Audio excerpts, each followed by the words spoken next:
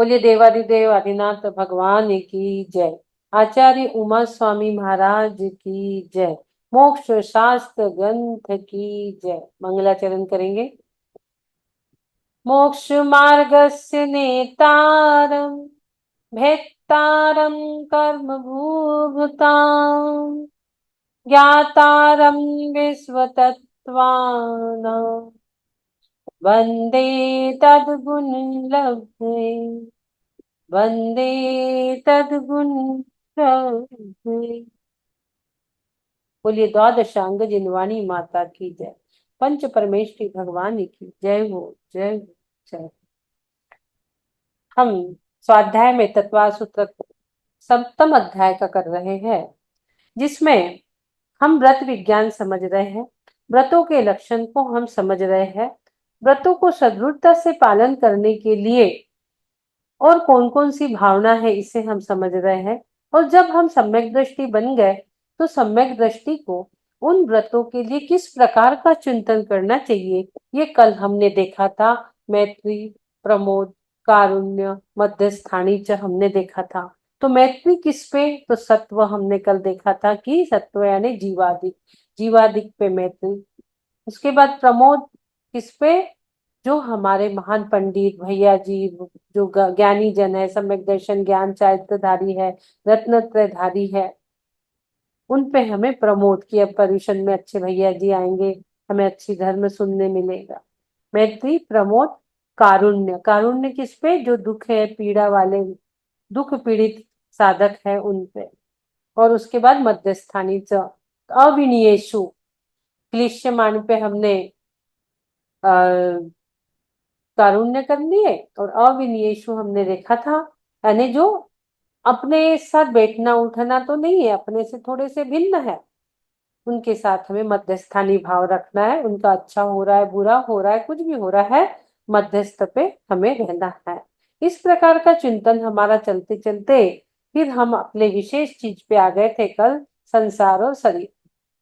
संसार दुखम जे नरविरक्तम, शरीर दुखम जे नरविरक्तम पे कल हम आ गए थे कि संसार और शरीर के भोगों का और उसके स्वभाव का हमें चिंतन करना चाहिए। और उसके लिए जब हम संसार का चिंतन करेंगे तो हमारी संवेग भावना होगी, और जब हम शरीर का चिंतन करेंगे तो वैराग्य भावना होगी। ये यहाँ तक कल हमने देखा था। अब आगे हम देख रहे हैं जो 5 पाप हमने देखे। 5 पाप हमने जो देखे उनकी परिभाषा आज हम देखेंगे, उनके लक्षणों को हम आज देखेंगे।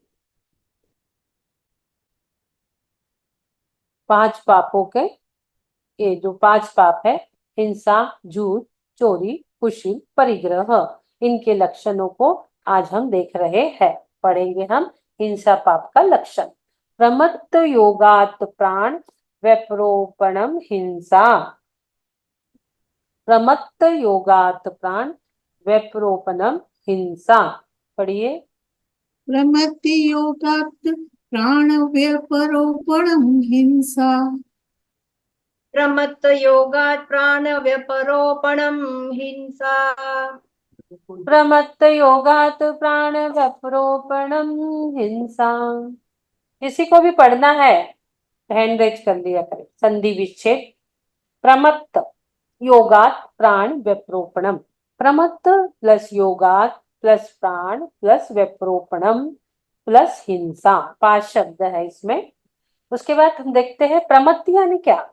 प्रमाद के। योगात यानी योग से, जो मन वचन काय को योग कहते हैं। प्राण यानी 10 प्राणों का। 10 प्राण सबको पता है, 5 इंद्रिय, आयु, बल, श्वासोश्वास। और उसके बाद व्यपरोपणम यानी घात करना। ये शब्द एक आपको लग रहा होगा व्यपरोपणम कितना कठिन है, सिंपल उसका मतलब है घात करना। हिंसा यानी हिंसा। प्रमत्त योग से प्राणों का वध करना हिंसा है। अब हम इसको समझते हैं। इसका अर्थ है प्रमत्त योग से प्राणों का वध करना हिस्सा है। अब प्रमत्त शब्द को आपको समझना पड़ेगा। प्रमत्त यानी प्रमाद, आलस्य, और योग यानी मन वचन काय। 2 शब्द ये हो गए। और दो शब्द यहाँ पर आपको मिल रहे हैं, एक प्राण, एक वेप्रोपन। प्राण जो हमारे 10 प्राण है, वेप्रोपन, वेप्रोपन यानी घात करना, हिंसा आपको पता है। तो ये 4-5 शब्द इसमें है। तो हिंसा की परिभाषा यहाँ पर बता रही है हमें, पांचों पापों की परिभाषा का लक्षण हमें यहाँ पे जानना है। तो प्रमत्त यानी प्रमाद, ये एक हेतु हो गया। ये कितने प्रकार का होता है प्रमाद? प्रमाद 15 प्रकार का प्रमाद होता है। इसमें क्या आ गया 15 प्रमाद के कसाय में? 4 कसाय, क्रोध, मान, माया, लोभ, और 4 विकता, और 5 इंद्रिय विषय। कितने हो गए ये? और एक 4 और 4 8 और 5 13, 2 और निद्रा और स्नेह। ये 15 प्रकार का प्रमाद होता है। और योग क्या हो गया? मन, वचन और काय। प्राणों का क्या हो गया? 10 प्राण। उसके बाद वेप्रोपणम यानी घात करना, हिंसा। तो ये भाव हिंसा भी होती है और द्रव हिंसा भी होती है। तो अब हम समझते हैं कि प्रमाद जो कषाय, कषाय में क्या आ गया? क्रोध, मान, माया और लोभ। तो हमारे अंदर प्रमत्त रहता है। वेप्रोपन यानी उसका घात होना, अंतरंग में यत्नाचार की प्रवृत्ति नहीं होना, यानी अपने अंतरंग में सावधानी पूर्वक किसी भी काम को न करना। प्रमत्त यानी हेतु हो गया, कोई भी चीज को, किसी भी काम को हमें यत्नाचार पूर्वक नहीं करना, सावधानी पूर्वक नहीं करना, वो सब क्या हो गया? वो अंतरंग कसाई की तीव्रता उसके साथ जुड़ी हुई है। यदि हम कोई भी कार्य सावधानी पूर्वक नहीं कर रहे हैं तो उसके साथ हमारे साथ अंतरंग कसाई की तीव्रता जुड़ी है, यदि आप उसको सावधानी से नहीं कर रहे हैं। और आपने उसको सावधानी से नहीं किया और उस समय यदि किसी जीव का आके वहां पर घात हो गया तो वो हिंसा हुई और उसका दोष, उसका पाप हमें लगेगा। लेकिन वहां हेतु नहीं है, आप बहुत सावधानी से कर रहे हैं, बहुत अच्छे से कर रहे हैं, सुबह से जाड़ा बुआरी, गैस के पास आप सुबह जा रहे हो तो गैस को देख रहे हो, या तो रात में आपने गैस को कपड़े से ढक दिया है, कोई उस पे जीव ना बैठे, सुबह हमें गैस जलानी होती है, या आपने गैस नहीं ढका तो सुबह सूखे कपड़े से गैस को पोंछ रहे हो, किचन ओटा पूरा पोंछ रहे हो, डाइनिंग टेबल पूरा पोंछ रहे हो, उसके बाद आप सावधानी से काम कर रहे हो किचन में, उसके बावजूद भी कोई जीव का घात हो गया, किसी जीव का घात हो गया, तो उसमें आपको दोष नहीं लगेगा, हिंसा का दोष उसमें नहीं लगने वाला है। लेकिन आपने सावधानी से नहीं करा, आप बस मोबाइल में बात कर रहे हैं, चलते जा रहे हैं, चलते जा रहे हैं, वॉकिंग करना है, घास के ऊपर चलते जा रहे हैं, चलते जा रहे हैं, चलते जा रहे हैं, हमें कुछ ध्यान ही नहीं है, हम अपना उसी में सुख मांग रहे हैं, मोबाइल बात करना, घूमना फिरना, हमें ध्यान ही नहीं है कि हमारे वजह से पैरों तले आके कितने जीव मर रहे हैं। तो यहाँ पर जो हिंसा होगी उसका दोष हमें निश्चित ही लगेगा। यदि प्रमाद का योग नहीं है और जीव हिंसा है तो वो हिंसा नहीं कहलाएगी, ये प्रमत्त योग हेतु है।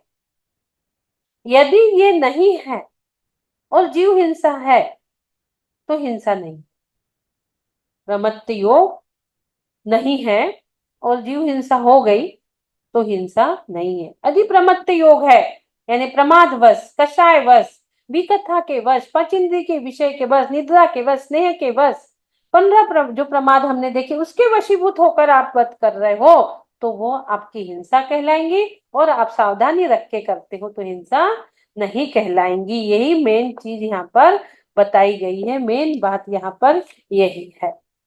प्रमत्त योगा, ये जो शब्द है ये भाववाचक है, वो प्राणों के वियोग होने मात्र से हिंसा होती है ऐसी नहीं बताएगा यहाँ पर। यहाँ पर कैसे बता रहा है ये प्रमत्त योग, वियोग होने मात्र से हिंसा का पाप नहीं है कि आपने प्राणों का घात किया जब ही आपको हिंसा का दोष लगेगा, ऐसा ये शब्द नहीं बताता। ये शब्द क्या बता रहा है कि आपका वहां पर भाव हुआ, आपका भाव हुआ, आपके पास सावधानी नहीं है, यत्नाचार पूर्वक काम नहीं कर रहा है, जीव मर गया, वो पूरा घात हुआ या ना हुआ, वो मरा है ना मरा है उससे कोई मतलब नहीं है, लेकिन आपके पास प्रमत्त योग नहीं है, सावधानी नहीं है, तो आपकी हिंसा हो गई। जैसे किसी ने हमारे ऊपर कीचड़ फेंकने के लिए कीचड़ हाथ में उठाई, अब वो कीचड़ फेंका नहीं फेंका, हाथ तो उसके गंदे हो गए। किसी ने मारने के लिए खत्तर उठाया, अभी मारा भी नहीं, सामने वाले का वध नहीं हुआ, हिंसा नहीं हुई, कुछ नहीं हुई, लेकिन भाव हिंसा हो चुकी है। राग के वशीभूत होकर हम स्वहिंसा कर रहे हैं, हमें पता ही नहीं चलता कैसी स्वहिंसा हो रही। आपके विचार उथल पुथल हो रहे हैं, स्वहिंसा हो रही है। आपके विचार यदि मन नहीं लग रहा है, उथल पुथल हो रहे हैं, तो क्योंकि वहां प्रमत्त योग नहीं है, तो आपकी क्या हो रही, स्वहिंसा हो रही है। प्रमत्त योगा शब्द जो है ये भाववाचक है, यहाँ भाव हिंसा है और उसमें पाप है। शास्त्रों में कहा है प्राणियों के प्राण अलग होने मात्र से हिंसा का बंध नहीं होता। जैसे कोई रिया समिति वाले मुनि के गमन के स्थान में यदि कोई जीव आ गया और पैर के संयोग से वह जीव मर जाए, तो वहां मुनि को उस जीव की हिंसा का दोष नहीं लगता, क्योंकि वो चार हाथ भूमि देख के रिया समिति से चल रहे हैं। हेतु ये ध्यान में रखना है, प्रमत्त योग यदि है आपका वहां पर, तो आप समझो भाववाचक है वो, और वो बतलाता है कि प्राणों के वियोग होने मात्र से हिंसा का पाप नहीं है। आपको सावधानी पूर्वक, इतने दिन हमें यहाँ पे हो गए जुड़े, तो हमें हर चीज को सावधानी पूर्वक करना है। उसके बाद भी हिंसा हो जाती है तो वो हिंसा नहीं कहलाती है। एक प्राणी किसी प्राणी को मान लो मारना चाहता है, पर मौका नहीं मिला, मार नहीं सका, उसको कोई मौका नहीं मिला, मार नहीं सका, तो वो क्या हिंसा का भागी है या नहीं, बताइए। वो मारना चाहता था, मार नहीं पाया, वो हिंसा का भागी है या नहीं। भाव हिंसा उसने कर, प्रमाद सहित है वो, मौका मिलने से मार नहीं सका, ये बात अलग है। उसके अंदर प्राणों का घात हुआ नहीं हुआ वो अलग बात है, हुआ ही नहीं है, लेकिन अंदर में उसके जो भाव चल रहे थे वो प्रमाद सहित थे, उससे भाव प्राण की हिंसा हो गई। प्रमाद का अर्थ है आत्म स्वरूप में असावधानी। हम अपने आत्म स्वरूप में असावधानी करते तो वो हिंसा माना जाएगी। रागादि भावों की उत्पत्ति न होना सो अहिंसा है, और रागादि भावों की उत्पत्ति होना सो हिंसा है। सीधा बात, राग आपके अंदर उत्पन्न हो रहा है तो राग से भी हिंसा हो रही है, स्वहिंसा। राग से भी, मान लो कोई एक मछुआरा है, सारे दिन वो समझ लो कि मछली निकालने के लिए बैठा हुआ है तालाब में, मछली निकाल रहा है निकाल रहा है निकाल रहा है, पर एक भी मछली नहीं आई, पूरी दिन चला गया, रात चली गई, तो क्या उसके हिंसा का दोष नहीं आया। मछली का वध हुआ नहीं हुआ, प्राणों का घात हुआ नहीं हुआ, वह अलग, पर उसको हिंसा का दोष आ गया, क्योंकि उसमें उसके भाव थे हिंसा करने के।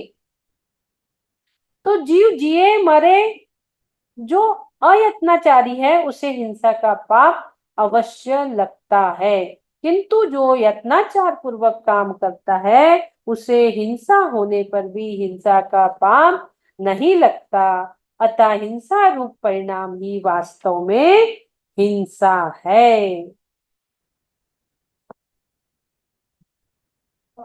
यह क्या क्या कह दिया कि हिंसा रूप परिणाम ही वास्तव में हिंसा है।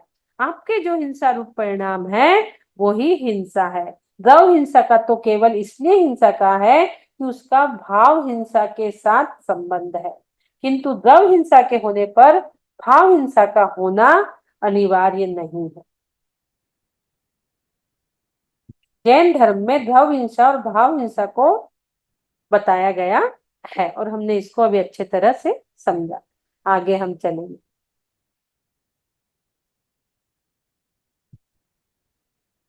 प्रमाद, कसाय सहित अवस्था, अच्छे कार्यों के करने में आदर का न होना। प्रमत्त, प्रमाद से युक्त आत्मा का परिणाम। प्रमत्त, प्रमत्त योग, प्रमाद युक्त आत्मा का योग परिणाम। आगे हम चलेंगे। हिंसा, द्रव्य हिंसा, भाव हिंसा। द्रव्य हिंसा, स्व पर, स्व पर। भाव हिंसा, आत्मा में राग आदि भावों की उत्पत्ति होना। स्व पर के द्रव्य प्राणों का घात। आगे चलते हैं हम। अपनी आत्मा का कषाय आदि से दुखी होना। स्व और पर की आत्मा को दुखी करना। आपने किसी को दुखी भी किया तो भी आपकी भाव हिंसा हो गई। कभी भी हमने ध्यान रखे कि हमारे वजह से कोई दुखी ना हो। यदि वो दुखी हो रहा तो वो भी हिंसा है। देखो कितनी गहन गंभीर बात है। हम लोग बड़े आसानी से किसी को कुछ भी कह देते हैं, भला वो दुखी हो रहा हो, भला ही वो दुखी हो रहा हो, लेकिन वो भी हिंसा है। हिंसा चार प्रकार की: संकल्पी हिंसा, आरंभी हिंसा, औद्योगिक हिंसा और विरोधी हिंसा। संकल्पी हिंसा, जानबूझकर मारने का भाव, शिकार आदि इरादे पूर्वक। जानबूझ के मारना। जो हिंसा केवल किसी के प्राण लेने अथवा दुख पहुंचाने के संकल्प इरादे से की जाती है कि हमें इसे मारना है। हम लोग ये चार हिंसा में संकल्पी हिंसा के त्यागी बन सकते हैं। कैसे? हम ये तो संकल्प ले सकते हैं आज इसी समय कि हम संकल्प पूर्वक किसी को नहीं मारेंगे।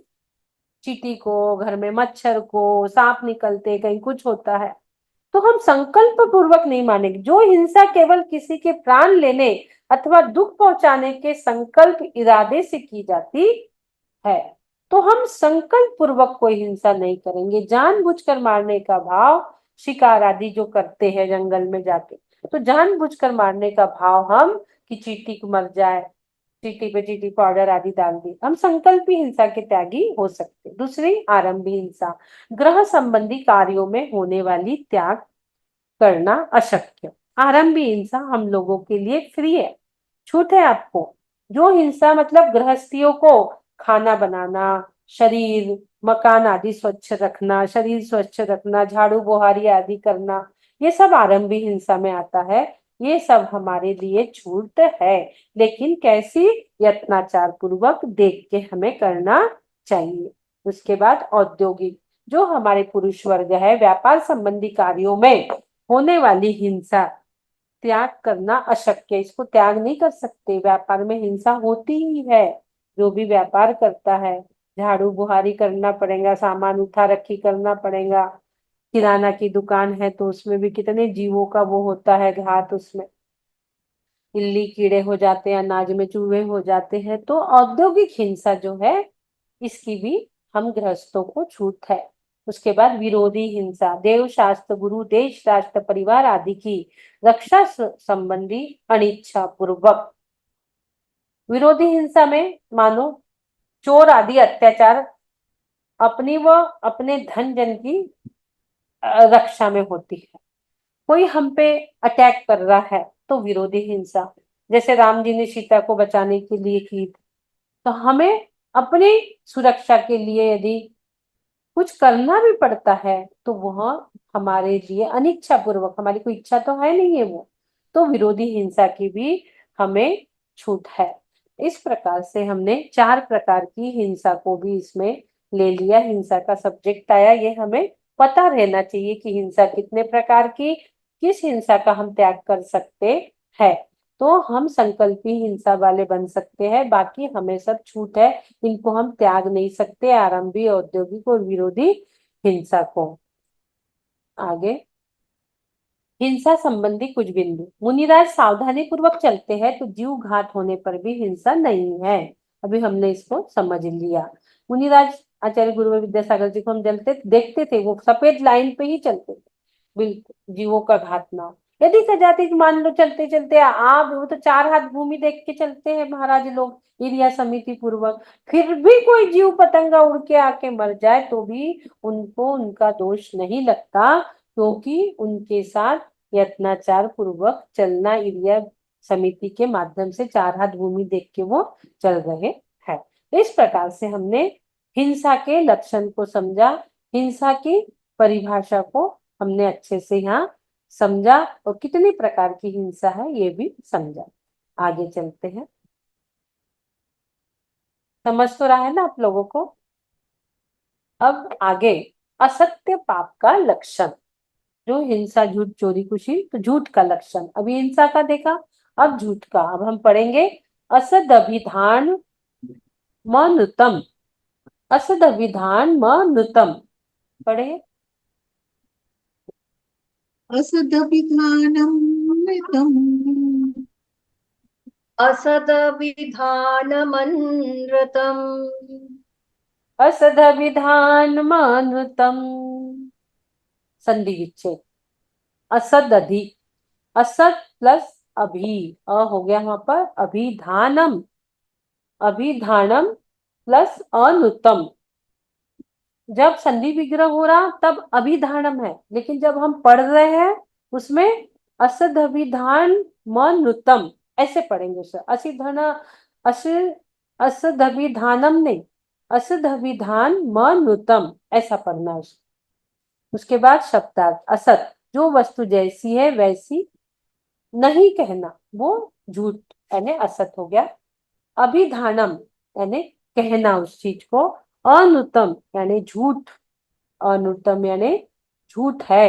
अर्थ, असत बोलना, असत बोलना अनुत है। अनुत, अनुत यानी जो सत्य नहीं है। असत अप्रशस्त, जो सत्य नहीं है, यानी जो वस्तु अतः जिसमें हिंसा हो वह वचन अनुरुत है। अप्रशस्त वचन, जिससे प्राणियों को हिंसा होता हो, चाहे वो विद्यमान को विषय करता हो चाहे अविद्यमान, सामने कोई चीज है या नहीं है, लेकिन यदि आपने उसके दिल दिखाने वाली बात की है तो वो अनुत हो गया, असत्य हो गया। यानी जो वस्तु जैसी है उसे वैसी नहीं कहना, कुछ और कहना, कुछ था कुछ बताना, इसका नाम झूठ है। झूठ यानी जो चीज जैसी है उसको वैसे नहीं कहना। शरीर को शरीर नहीं कहना, शरीर को आत्मा कह देना। जो जैसा है, सरला जी बहुत अच्छी गाती, सरोज बाला जी बहुत अच्छा गाती है, लेकिन अरे कहाँ गाती है, वो तो अच्छा नहीं गाती। ये क्या हो गया? ये असत हो गया, झूठ हो गया। जो जैसा है उसको वैसे ना के विपरीत कहना वो झूठ है। असत यानी जो अकल्याणकारी है, ऐसा अभिधान, उसका प्रतिपादन करना, अकल्याणकारी वचन बोलना, जो उसके कल्याण के कार्य हित में ही नहीं है, ये सब झूठ में आ जाता है। अकल्याणकारी वचन, ऐसे वचन जो सत्य हो पर दूसरों को चुभने वाले। कर्कश, कर्कश वचन अपन जो कहते हैं, ऐसे असत वचन, जो कर्कश वचन है वो भी असत में आ गया। भलाई कितनी भी सत्यता है, लेकिन बोल तो आप अंदर कर्कश है ना, ईर्ष्या के भाव से बोल रहे हो, तो वो भी असत की कोटि में आ गया।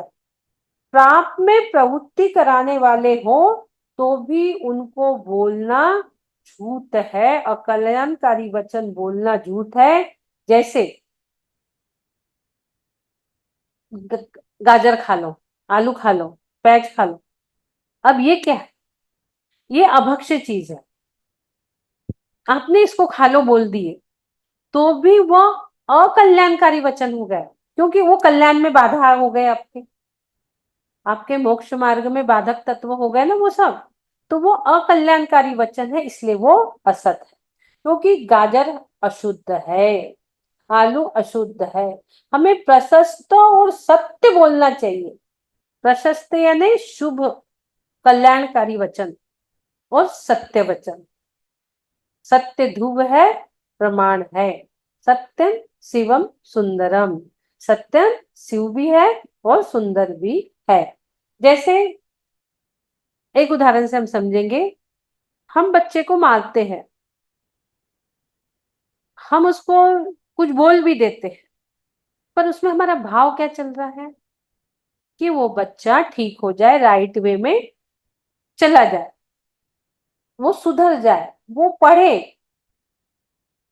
तो इसमें असत अविधान नहीं माना जाएगा, वहां सत्य विधान माना जाएगा। क्यों? क्योंकि आपकी भावना है बच्चा पढ़े लिखे सुधरे, सही रास्ते पर लाने के लिए जब हम इस प्रकार के कठोर वचन बोलते हैं, उसको मारते भी है, तो वह असत में नहीं आता, वो सत्य में आता है। कभी कभी आचार्य मुनि महाराज, आचार्य साधु संत भी अपने संग में मुनियों को डांट लगाते हैं। अगर कोई गलती हो जाए तो वहां उनका भाव अच्छा है कि ये अच्छी अपनी तपस्या करे, अपने अच्छे से व्रतों का निर्वाह करे, तो वो सत की कोटि में आ गया, असत के नहीं आएगा। एक बार एक चिड़िया, एक मुनि महाराज जंगल में तपस्या कर रहे थे। एक कहानी मुझे याद आ गई बताते बताते। एक बंदा देखता है रोज रोज ये महाराज जी यहाँ इतनी तपस्या करते हैं और जैन लोग तो बहुत सत्यवादी रहते हैं।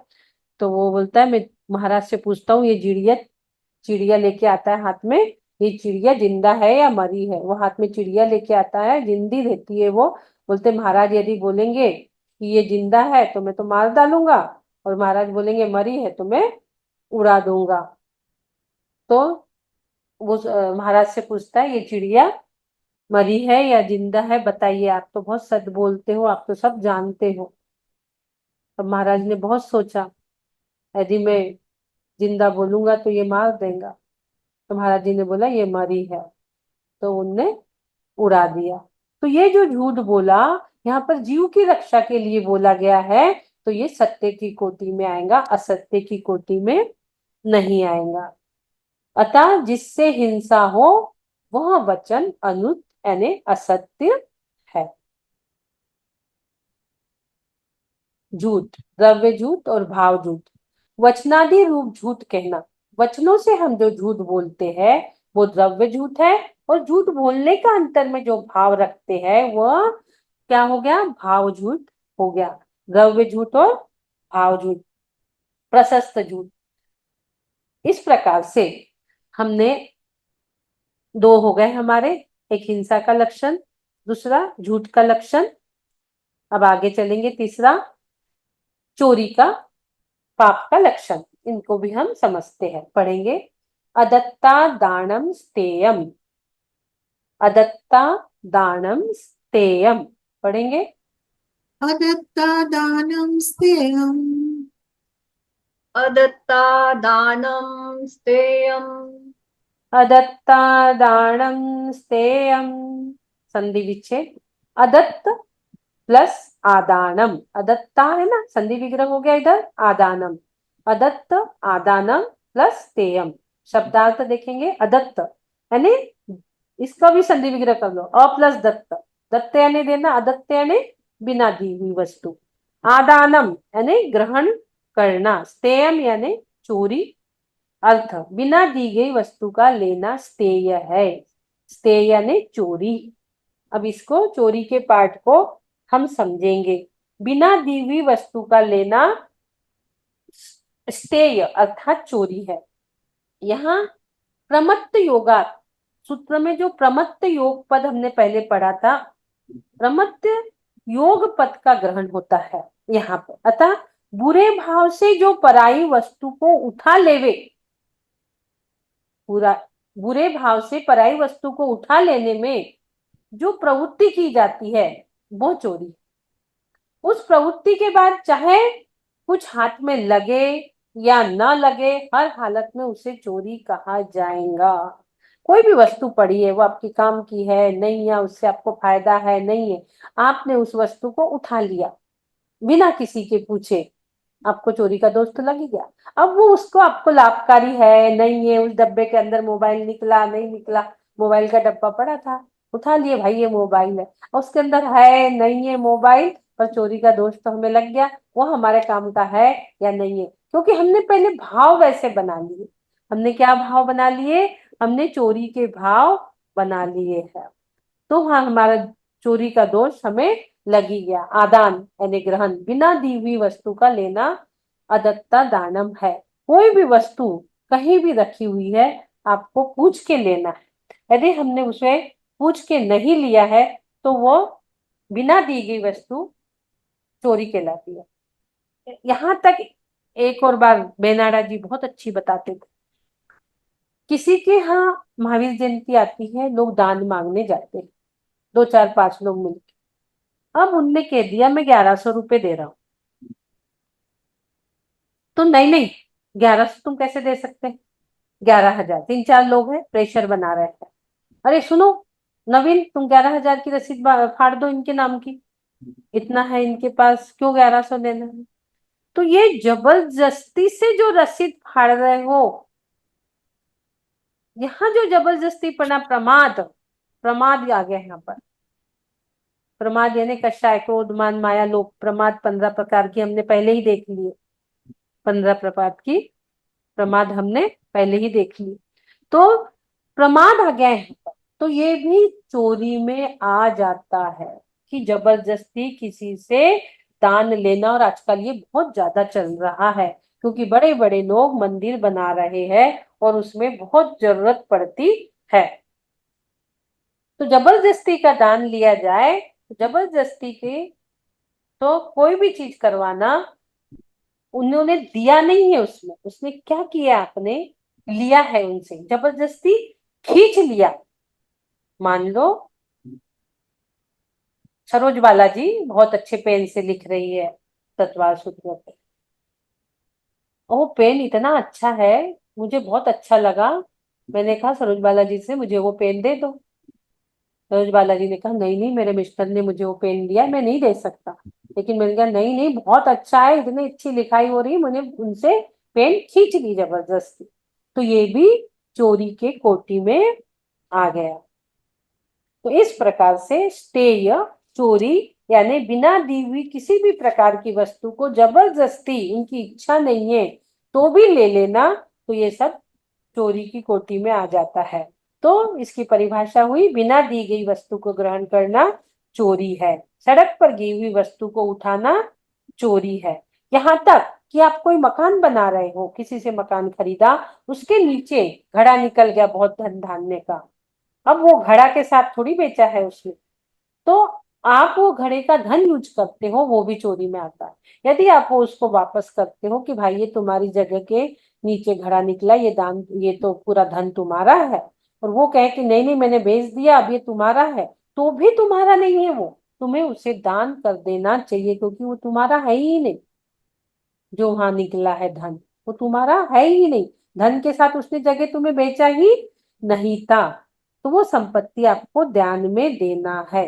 इस प्रकार से हमने चोरी के लक्षण, 5 पाप में स्तेय के भी लक्षण को समझा कि बिना दी हुई वस्तु का लेना अदत्ता दान है। अदत्ता दान यानी बिना दी हुई वस्तु को लेना।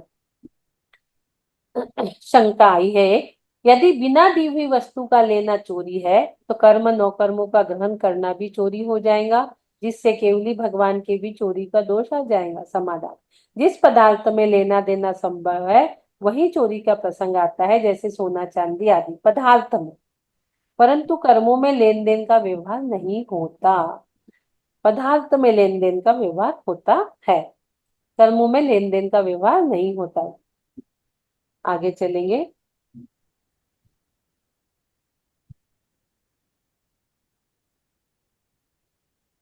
मुनिराज किन वस्तुओं को बिना दिए ग्रहण कर सकते हैं? नदी, झरने, बावड़ी आदि का जल बिना दिए हुए, महाराज जी लोगों को ये छूट है। नदी, झरने, बावड़ी आदि का जल। उसके बाद भस्म, सूखे गोबर के टुकड़े आदि, गंदों तक भी मंदिर में अपन लोग ही देते हैं ना महाराज जी को। स्वयं छोड़े गए मयूर पंख, तुम्बी, फल आदि, ये महाराज लोग कर सकते, इसमें आगे नहीं डाला गया है। चलिए, 3 हमारा स्तेय तक हमारा हुआ। आगे आता है कुशिल, यानी मैथुन म ब्रह्म, इसमें वो आया नहीं है। 5 पापों के लक्षण हम देख रहे हैं, यहीं तक डाल पाए हैं, शायद मैंने देखा नहीं। हाँ, तो पहले हमारा हिंसा हो गया, झूठ हो गया, चोरी हो गया। आगे हम चलेंगे चतुर्थ कुशील। कुशील का लक्षण हम देखेंगे। कुशील यानी अब्रह्म, अब्रह्म पाप का लक्षण अब हम देख रहे हैं। मैथुन को अब्रह्म अर्थात कुशील कहा जाता है। इसकी गाथा, एक मिनट, इसकी गाथा हम पढ़ लेंगे। मैथुन म ब्रह्म, पढ़ो। मैथुनं ब्रह्म पढ़िए। मैथुनं ब्रह्मम्। मैथुनम ब्रह्मम। मैथुन को अब्रह्म अर्थात कुशील कहते हैं। स्त्री और पुरुष का जोड़ा मिथुन कहलाता है। और चारित्र मौन कर्म के उदय से, चारित्र कर्म का उदय होने पर राग परिणाम से युक्त होकर इनके द्वारा जो दी गई, इनके द्वारा जो की गई स्पर्शन आदि की क्रिया होती है वो मैथुन कहलाती है।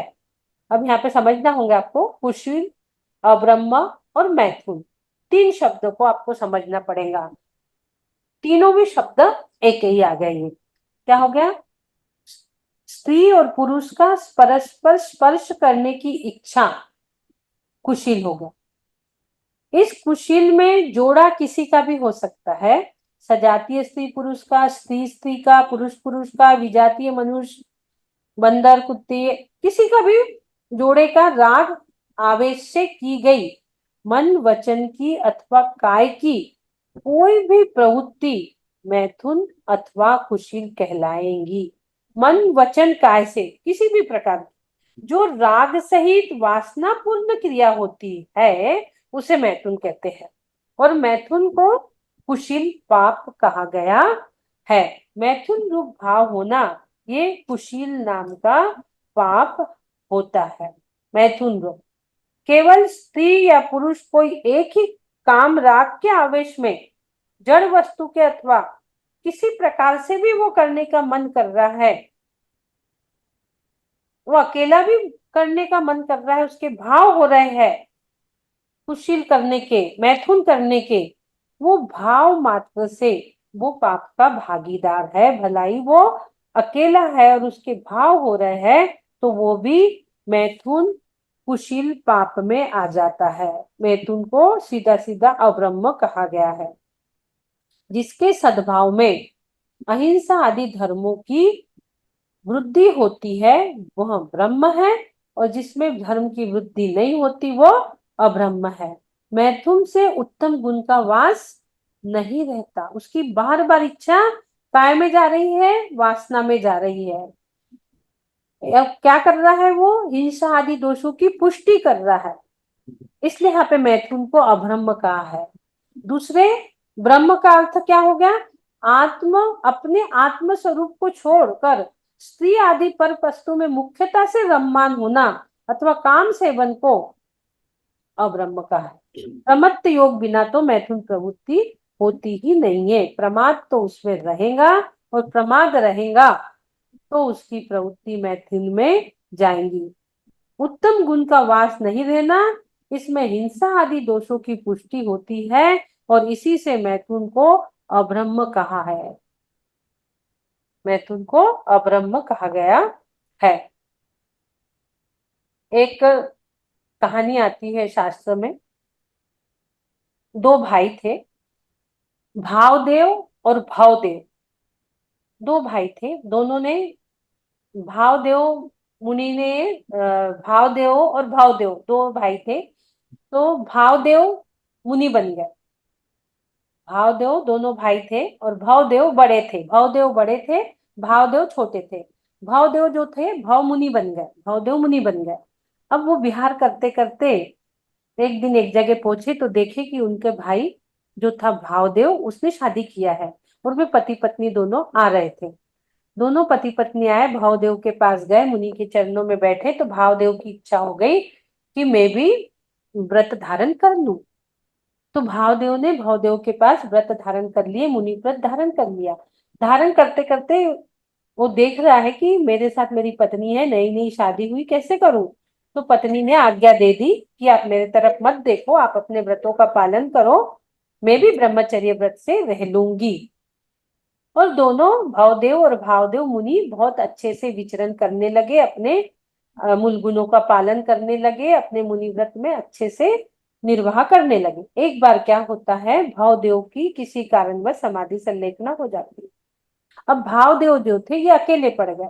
भावदेव जब अकेले पड़ गए तो उनके मन में बुरे विचार आने लगे, क्योंकि एकल विहारी शिथिलाचारी, जो भी एकल बिहारी मुनि महाराज रहते हैं उनमें शिथिलपना आ जाता है।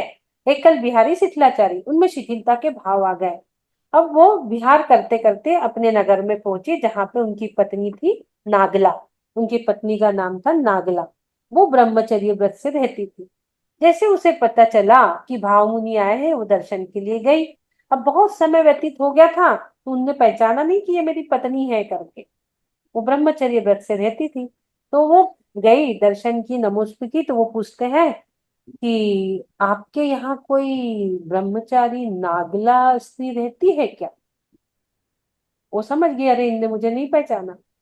कहते हाँ रहते हैं, रहती है, वो बहुत अच्छे से रहती है, बहुत अच्छे ब्रह्मचर्य व्रत से रहती है और बहुत अच्छी धार्मिक है, ऐसा उनने बताया। फिर वो दूसरे दिन क्या करती, अपने सहेली को लेके महाराज जी के पास दर्शन करने जाती है। एक बच्चा भी उधर से आता है तो उनको और ऐसी शंका होती है। तो वो कहते हैं कि ये मेरी सहेली है। नागला अपनी सहेली का परिचय कराती है। फिर वही बात आती है कि वो स्त्री है क्या। अब वो तो समझ गई थी, ब्रह्मचारिणी थी, कि इनका ध्यान पूर्व में जा रहा है। भोगे जो भोग पहले, उसमें इनका ध्यान जा रहा है। ये तो अपने स्थितिकरण करना जरूरी है, ये तो अपने स्थान से भटक रहे हैं, अकेले हैं। तो ये भाव मुनि नहीं रहने से, ये अपने मुनि पद से इनके अंदर शिथिलाचार व्यभिचारपना आ रहा है, ये भटकने वाले हैं। तो वो वहां पर उनका संबोधन करती है। वो वहां पर उनका संबोधन करती है कि आप वासना के सागर में डुबकी क्यों लगाना चाहते हो। उस आंख से वो उन्हें बचाना चाहती है, वासना की आंख से।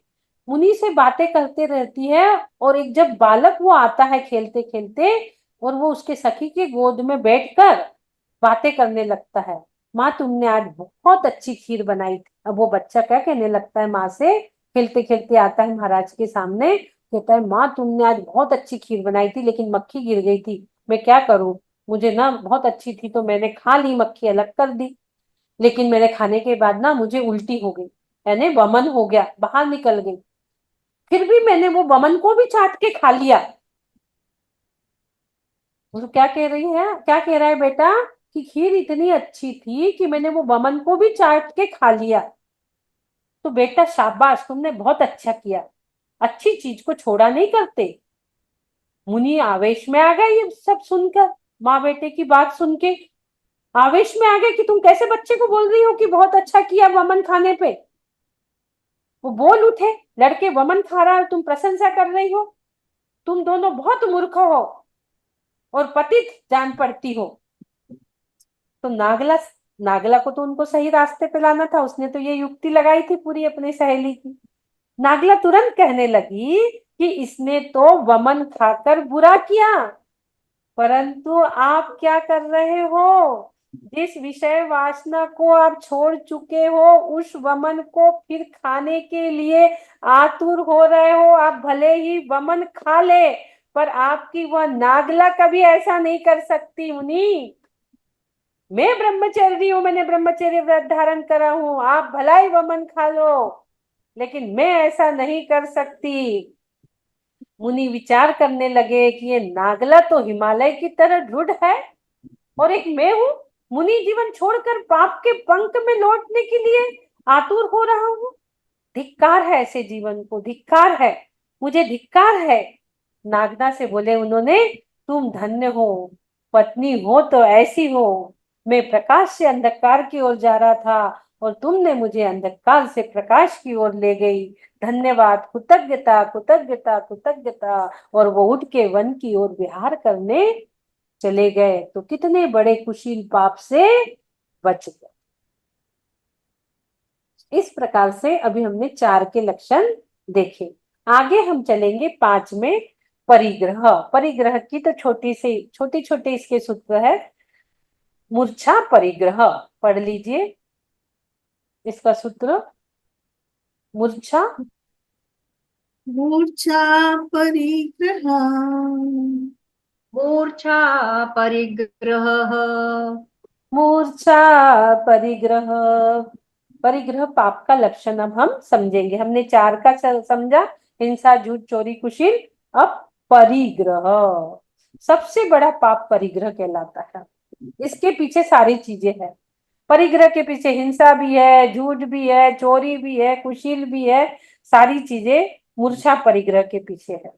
इसके भी दो भेद है, अंतरंग परिग्रह और बाह्य परिग्रह।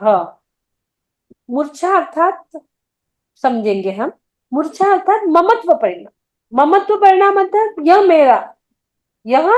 मेरा का जो भाव है, ये जो परिणाम है वो ही मूर्छा परिग्रह है। यह मेरा का परिणाम, बस कि यह मेरा है, उसका नाम परिग्रह है। और जो आत्मा को चारों ओर से जकड़े हुए है, क्या कर रहे हैं? मैंने किया, मैंने किया, मैंने किया, मैं, ममत्व ममत्व, मेरे बिना तो कुछ हो नहीं सकता, मानो जैसे पूरा संसार में ही चला रहा।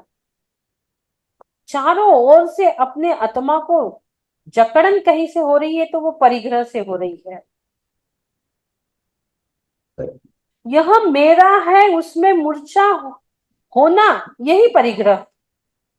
मैं पने का भाव, ममत्व का भाव जो है वो परिग्रह है। आपने करे नहीं करे वो अलग बात है। यदि आपको 300 साड़ी आपके पास है, यदि आपने 300 साड़ी का नियम नहीं रखा तो दुनिया की पूरी साड़ी का दोष आपको लग रहा है। आपके पास मान लो 500 है, 100 है, 200 है, आपने नियम नहीं लिया, पूरी दुनिया के साड़ी का दोष आपको लग रहा है। आप पहन रहे हो चाहे ना पहन रहे हो, भला ही एक पहन रहे हो। आप पहन रहे हो नहीं पहन रहे हो, भला ही एक पहन रहे हो। केवल मूर्छा को परिग्रह कहने का कारण क्या है पता? यदि हम वस्तु के संग्रह को परिग्रह कहे तो बिना किसी वस्तु के पशु भी है, बिना संग्रह के तो पशु भी है। यदि हम कह दें, इसको समझिए ध्यान से, कि बिना वस्तु के संग्रह किए यदि हम कह दें कि यह परिग्रह है, तो कैसा होगा वो? पशु पक्षी है, पशु पक्षी अपरिग्रही हो जाएंगे कि भाई उनके पास तो कुछ है ही नहीं। और चक्रवर्ती आदि जो है उनके पास तो बहुत सारा परिग्रह है, तो वो परिग्रह हो जाएंगे। बाह्य चेतन अचेतन वस्तु में तथा आंतरिक राग देश विकारों में जो ममत्व भाव है कि ये मेरे है, इस भाव का नाम ही मूर्छा है। वो पक्षी के पास कुछ नहीं है तो ऐसा नहीं कि वो परिग्रह रहित हो गया। उसका भाव जो है परिग्रह का, कि ये भी दाना में खा लू, ये भी दाना में खा लू, ये भी खेत का खा लू, वो भी खेत का खा लू, वास्तव में अभ्यंतर ममत्व भाव ही परिग्रह है। जो हमारे अंदर ममत्व भाव है, हमने साड़ी खरीद के लाई, ठीक है ना यार, हमें जरूरत थी, हमने खरीद के लाई, लेकिन अब उसमें कैसा ममत्व है? दिन भर हम उसको देख रहे हैं, अब ये ऐसा ब्लाउज, इस पे इतनी मैचिंग चूड़िया, इसको ऐसे पहन के देखूंगी, इसको वैसे पहनूंगी। जो इसमें दिन भर राग देश ममत्व परिणाम आपका चल रहा है, वो क्या हो गया? परिग्रह, भाव परिग्रह। आपके भाव कैसे हो रहे हैं? वहां परिग्रह के भाव हो रहे हैं। जिसमें दुनिया भर की तृष्णा है वह परिग्रह है। बाह्य वस्तु को इसलिए परिग्रह कहा है कि ममत्व भाव के होने में कारण होती है। कोई भी वस्तु, ये मेरी, ये तेरी, वो ममत्व भाव पैदा करती है, ममत्व भाव उत्पन्न करती है। मूर्छा का त्याग भी बाह्य वस्तुओं का त्याग किए बिना हो सकता है। भलाई वस्तु है पर उसमें ममत्व भाव मतलब, तो भी आप मूर्छा का त्याग कर सकते हो। मूर्छा परिग्रह, उसमें मूर्छा नहीं होना, मूर्छा के बिना उनका सद्भाव बन ही नहीं सकता। इसलिए परिग्रह त्याग में मूर्छा के त्याग के साथ बाह्य पदार्थों का त्याग पर जोर दिया गया है। पंचम काल है, ये हो ही नहीं सकता ऐसा कि इसमें मूर्छा ना हो। इसलिए मूर्छा परिग्रह का है। परिग्रह में प्रमाद योग आ ही गया। 15 प्रकार का प्रमाद हमने देखे, क्रोध मान माया लोभ, 4 प्रकार की विकथा हमने देखे, स्त्री कथा, राजकथा, चोर कथा, देश कथा, ये सब जिसमें आ गया प्रमत्त योग, वहां सब जगह मूर्छा परिग्रह हो गया। प्रमाद भाव न हो तो अंश में अपरिग्रहपना होगा। यदि आपके पास प्रमाद भाव नहीं है तो आप अंश में अपरिग्रह हो सकते हैं। लोभ पाप का बाप बखाना, परिग्रह याना लोभ, परिग्रह यानी सीधा सीधा लोभ, लोभ पाप का बाप बखाना। इस प्रकार से हमने परिग्रह के बारे में भी आज समझा। जैसे एक उदाहरण से और हम समझ सकते हैं, सैनिक महाराज जब भगवान महावीर के समो शरण में जा रहे थे, जब राजा सैनिक भगवान महावीर के समो शरण में जा रहे थे, रास्ते में एक मुनि महाराज ध्यानस्थ दिखे उन्हें। तो सैनिक महाराज ने भगवान महावीर से पूछ लिए कि मैं रास्ते में आया, ध्यानस्थ मुनि महाराज दिखे, मैंने नमोस्तु किया, क्या वो इस समय गंधर्व महाराज से उनने पूछा कि रास्ते में जो मुनि महाराज मुझे मिले थे क्या वो मोक्ष पाएंगे?